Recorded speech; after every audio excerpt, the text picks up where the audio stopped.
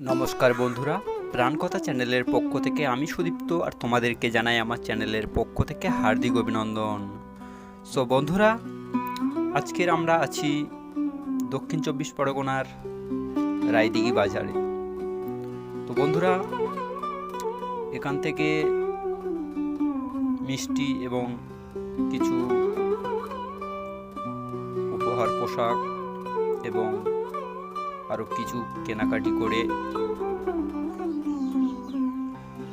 শ্বশুরবাড়ির উদ্দেশ্যে আজ যাব।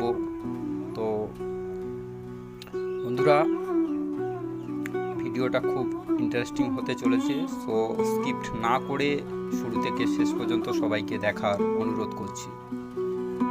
তো বন্ধুরা, জ্যৈষ্ঠ মাসে শুক্লপক্ষের ষষ্ঠী তিথিতে পালিত হয় অরণ্য ষষ্ঠী, যা আজ বাংলার ঘরে ঘরে বহুল প্রচলিত জামাই ষষ্ঠী নামে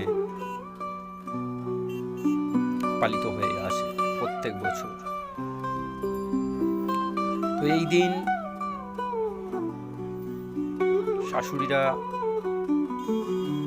ব্রত উপবাস পালন করে জামাইয়ের দীর্ঘায়ু কামনার্থে দইয়ের ফোঁটা দিয়ে নরকম ফল, নৈবেদ্য, মিষ্টি, বিভিন্ন উপহার সামগ্রী দিয়ে শাশুড়ি মায়েরা জামাইদেরকে দীর্ঘায়ুর জন্য আশীর্বাদ করে থাকেন।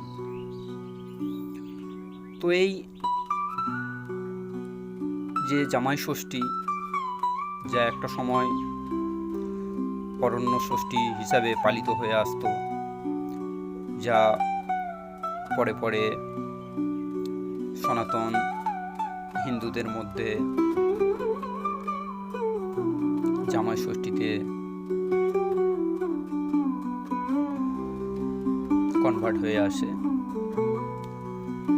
তো এই যে জামাই ষষ্ঠী, তো এর পিছনে এক প্রচলিত লোককথা রয়েছে যে এক ব্রাহ্মণের ঘরে তার 3 মেয়ে, ছেলে এবং 3 বউ থাকতেন, আর থাকতেন তাদের 3 বৌমা। তো 3 বৌমার মধ্যে ছোট বৌমা প্রায় বাড়িতে থাকা বিভিন্ন খাবারের জিনিস চুরি করে খেতেন, এবং বাড়িতে একটি পোষা বিড়াল ছিল, সেই বিড়ালের